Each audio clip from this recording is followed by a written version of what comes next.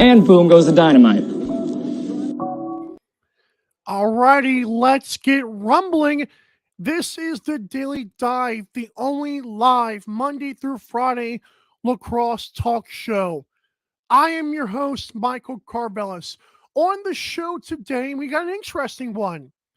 With the trade deadline less than a week away, I'll tell you a few teams that I think should buy and keep on contending, and a few teams that I think should sell their future now before it's too late. In the next segment, we'll be talking about the loaded Eastern Division, Eastern Conference in the NLL, and which team gets out. Is it the Thunderbirds or the Wings? Those are the two hot topics right now. In our last brew, the Vancouver Warriors reveal their mascots. Why I think it is a good thing to talk about. This is Daily Dive. A reminder, go to Daily Dive Lex on Twitter, Instagram, Facebook, and YouTube and see what we're building. Check us out. Check out our sponsors. Check out everything on there with link trees in our bios. Help us as we help grow the game. Well, let's get into our top story presented by our store on Daily Dive Lax. It's the trade deadline is approaching. It's going to be next, I believe, Monday, March the 20th, of course, 2023. So as we sit here today, there are some teams. Of course, we've heard Cody Jansen talk about how Saskatchewan Rush are a team that they kind of want to wait it out for the next 2 weeks. Well, 1 week has happened, and they lost. They were never in the game until late, and by then it was too late. So I want to talk about some teams that I think should sell, and I'm going to start with the Saskatchewan Rush, and people are not going to like this one. Coming into the season, I picked the Rush, little old me, a guy who really is not a guy. This is my second full year watching the NLL. I'll be 1,000% honest and transparent with you. I believed that the Rush were going to come back stronger because they got the goalie that they needed. That goalie is Alex Bouquet. And the reality is Alex Bouquet is not good enough to win it all. The sooner fans and the team realize this, the sooner you can build for the future. I'm not saying to completely overhaul the entire roster, but it is time to get rid of the guys that have been there for year after year doing the same thing, which is, to be fair, not winning it all. Look what the San Diego Seals just did this offseason. They have set the bar on stacking it up and playing to win. You can try to win from within like the Rush have tried to do, but they've been stuck in neutral for a long time. Gone are the days when the Saskatchewan Rush are the absolute contenders and the favorites every single year. Like, you cannot keep on being middle of the pack over and over and over again and expect a different outcome. Because every single year, you'll be relevant, but is it worth it? And I know the NLL is at a point in time where they're still not making the money that they need to. These guys are working Monday through Friday jobs, and it's unfortunate. I've said it a million times on this show. But the Saskatchewan Rush fans and their organization need to understand it's done. It's not happening with the current roster. Jimmy Quinlan has looked to be a pretty dang good coach to start, and you're giving him the pieces that have tried it over and over. It's not working anymore. I'm talking to Mike Messenger. I believe you need an enforcer. But Mike Messenger, Robert Church, all these guys that are just on the roster, and I don't want to use the term taking up space because that'd be disrespectful, but at what point do you look yourself in the mirror and say, we're just not good enough? Like, one of us has to go. And I know we did the thing with Cody Jansen last week where, you just want to go down the roster of guys. I get that. But you got guys like Jake Boudreau who you hope are going to come in and help out. Marshall Palace, who I get it, they've been good. But you think that plugging in Alex Bouquet was the answer? There were skeptics before the season that he was inconsistent, and it reared its ugly head against San Diego in front of, what was it? Like 7,500 people. Like, that's all they could bring out. I don't even think fans are buying it anymore. And I know there's going to be a few passionate ones say, well, Michael, you're wrong about that. Well, am I really?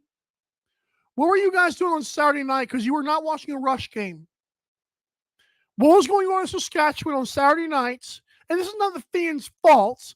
I'm just saying what the reality is. Because if we're being told the Georgia Swarm are getting 9,000 people, and I've seen the Rush get more than 7,500 people, what were the Rush fans doing besides watching an awesome game? Do you guys believe as much as you say you do? I know Rush Nation is proud. And this whole first segment is not just to be pooping on the Rush, because it's not. But I set the tone for the segment by saying, learn to understand when it's over. Learn to understand when you're just not good enough. When the big names that you have are not big enough. The NLL is going to get better talent-wise. And you can either try to poke along and barely improve, or you can be like the Seals and just, say, hey, we're stacking up superstars, pal. And they came in there and peppered you. And you couldn't do a dang thing about it. That defense, we always talk about, you got completely blown over in the first half. And it was too much for you. You don't have the offense to come back. If a team like San Diego comes in, and there aren't many San Diegos, but if a team comes in there, like the Bandits for crying out loud, or even the Roughnecks come in there, you don't have what it takes to bounce back. Because we've seen the comebacks. We've seen the 1-goal losses in overtime. It shows you don't have enough, Saskatchewan. So change it. Build for the future. Don't try to stay competitive for the fans. It's over. Another team that I think should actually sell is the Halifax Thunderbirds.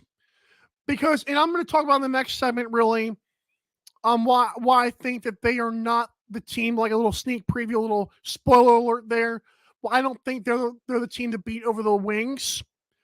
But one of their things is that they're always they're a tier 2 team.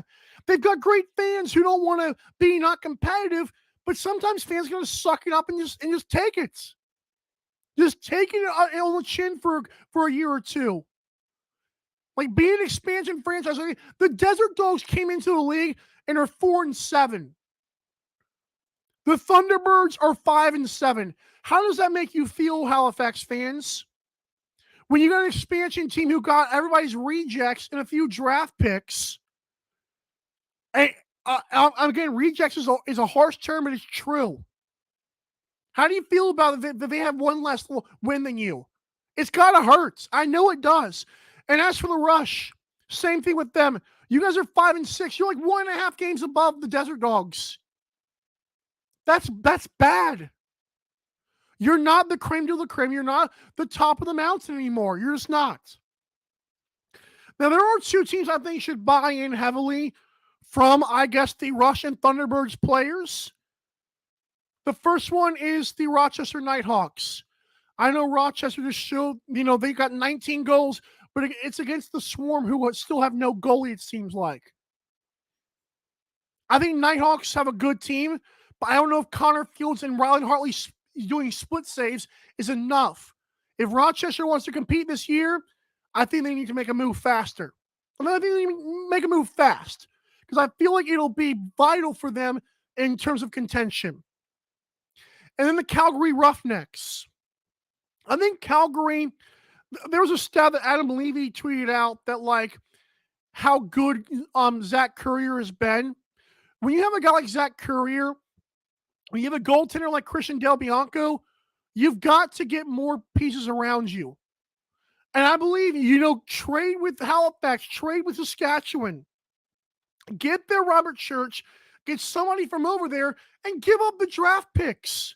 Calgary is good enough. Rochester's good enough. We've seen them contend with the big dogs. Okay? I feel like the Rush are only built to beat the Seals, and they can't do it. And I feel like the Thunderbirds are only built to beat the Bandits, and they can't do that. So give me the Roughnecks and the Nighthawks to buy in and take from these teams and give me the Rush and the Thunderbirds to just sell it and say la vie, have a great year. And it hurts me to say that, by the way. It really does. When I come back, why are the Wings, to me, better than the Thunderbirds? And it's not even close. I know standings are a little bit different, but I think Wings are a little bit better than we were giving them credit for. We'll talk about that next and more of the playoff races in the Western Conference as well. This is Daily Dive. You're not going anywhere because I'm not.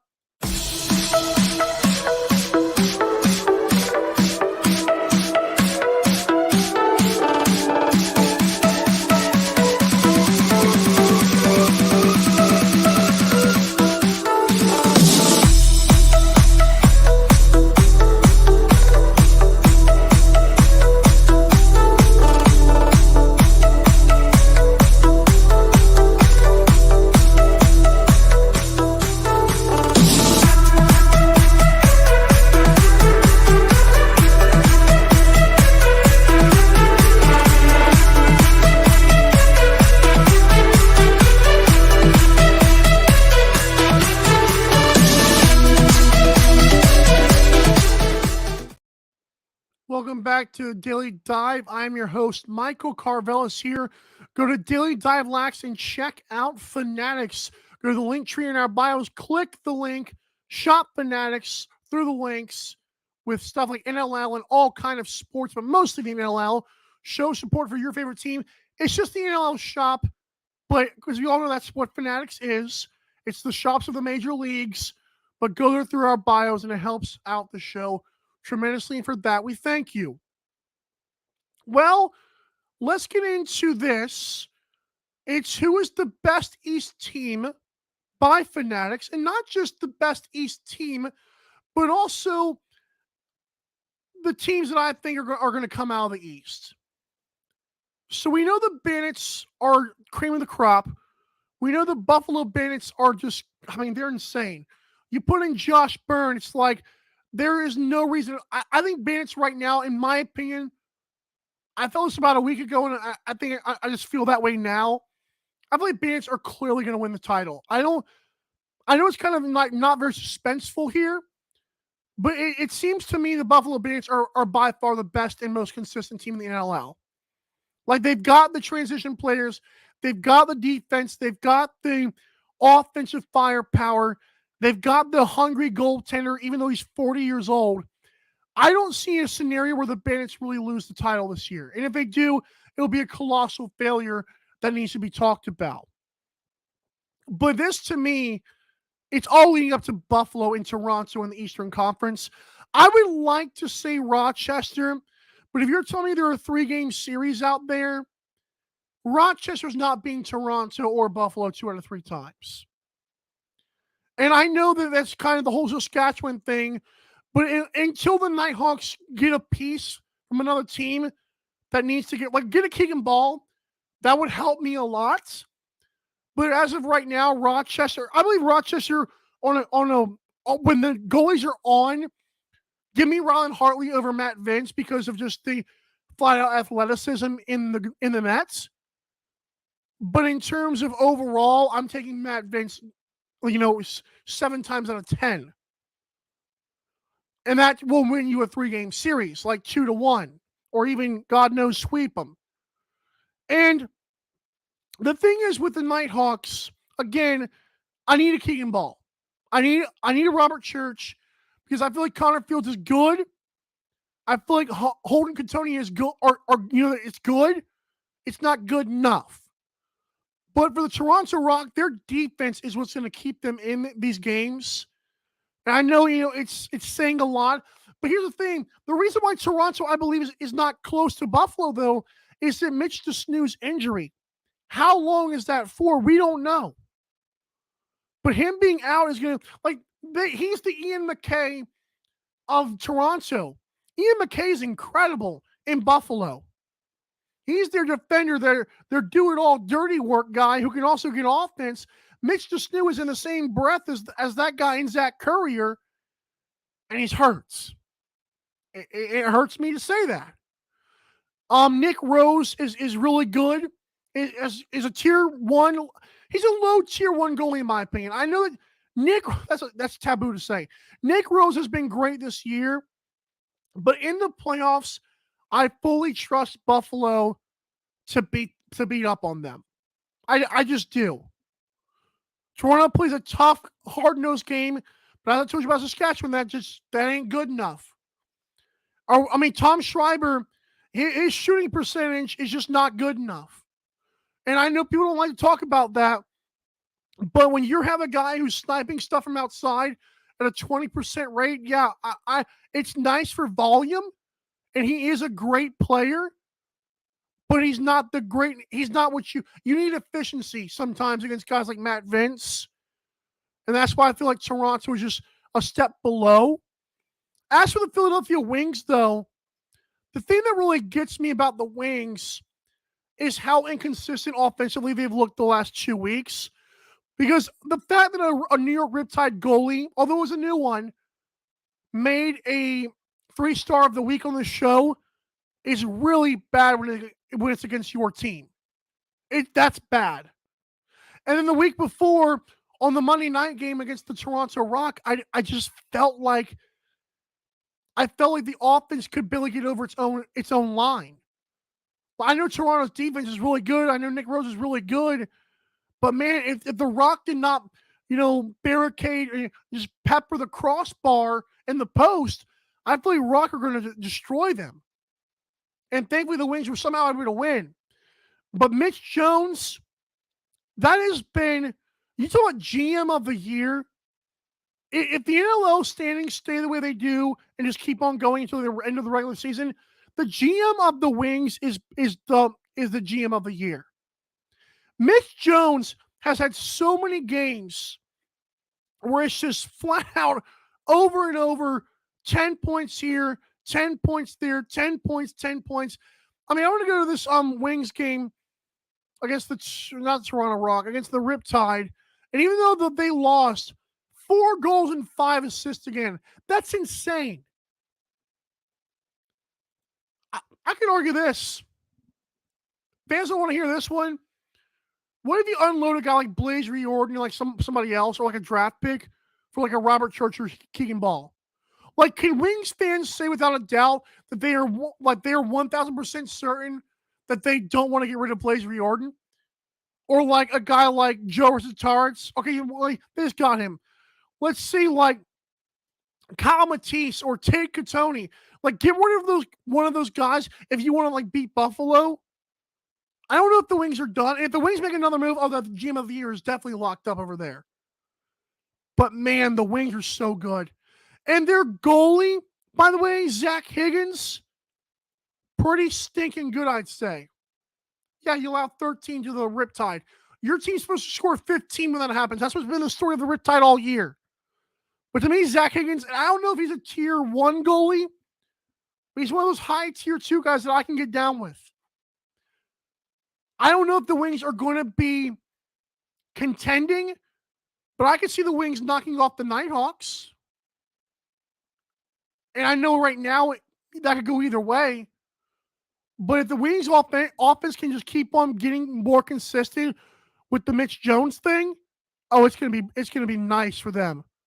And Philadelphia has some of the greatest home fans out there. We know this. Just Google Eagles Super Bowl. But hey, Wings look good, man.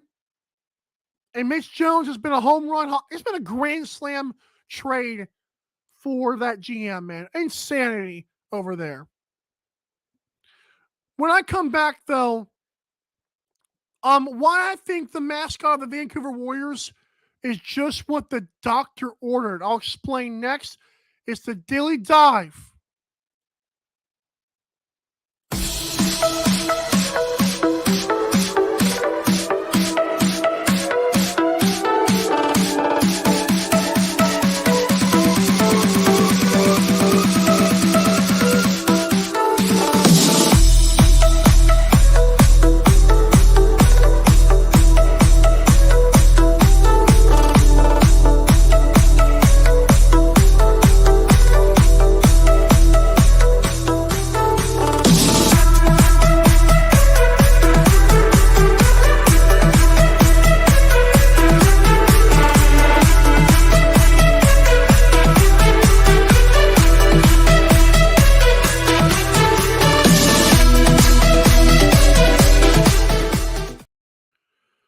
Welcome to The Last Brew, presented by B-Rez Coffee Company. Go search B-R-E-Z Coffee Company. That's B-Rez Coffee Company. And you can try out the great flavors when you check out use the code Daily Dive.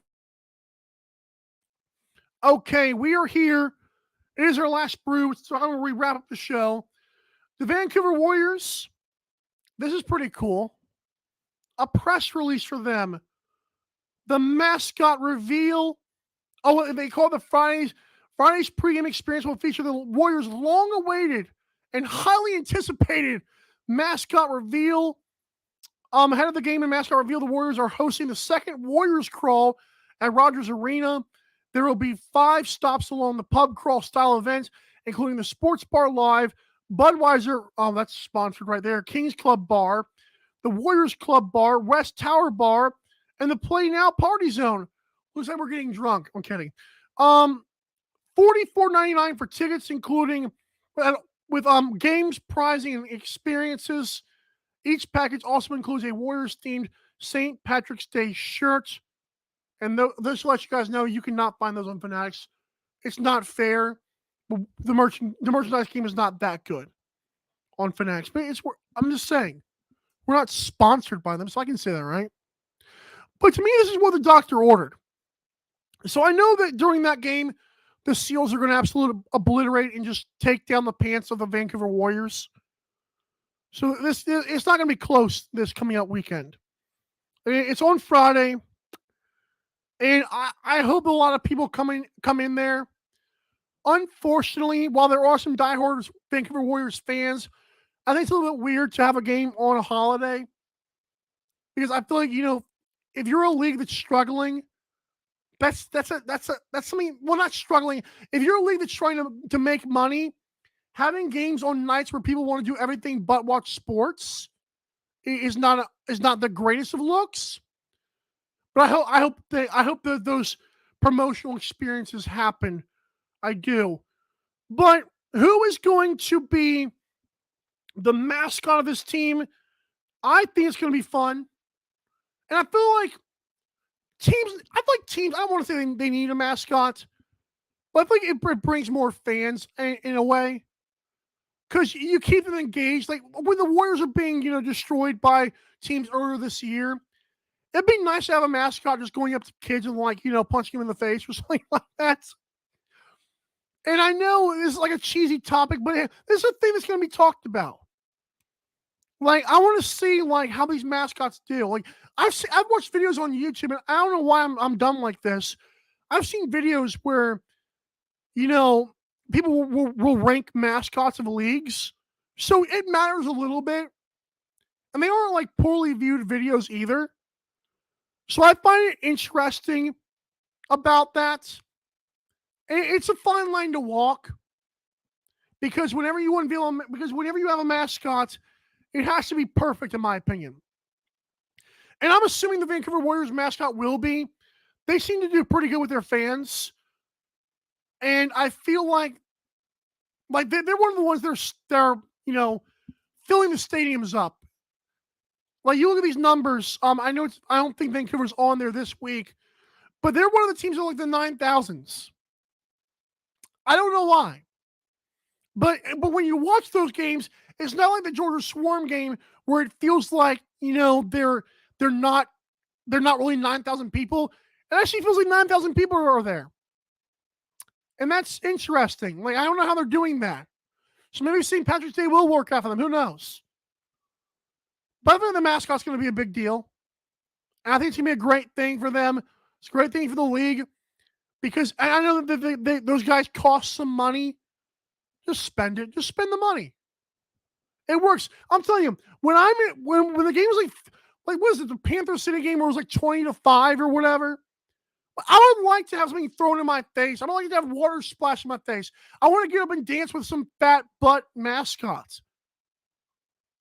Like that that's what I need, so I'll stay at the game. I'm not saying if I want to leave to beat traffic, sure, I guess I'll leave it anyways.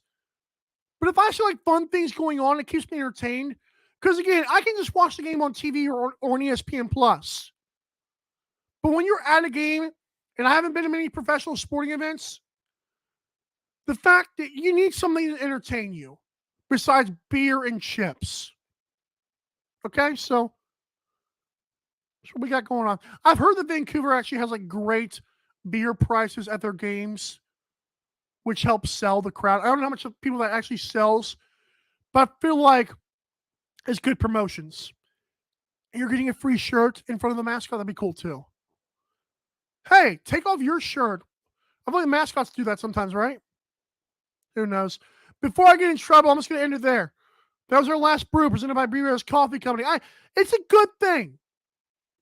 You can argue that that's a good thing for not just the Warriors, but for the league and promotional value. It's like you go to the game and say, "Hey, we lost 20-5, but I got punched in the face by some big furry ugly thing." Hey, kids love it. I don't know what kids love anymore. That's it for Daily Dive. For our great guests that come on the show over and over again without getting paid a dime, and for our awesome people like Renee Washington behind the scenes helping us out, even when she's hosting as well, I am Michael Carpella saying so long, and I'll see you tomorrow for a Hump Day edition of Daily Dive. Have a great rest of your day. See you tomorrow at noon Eastern.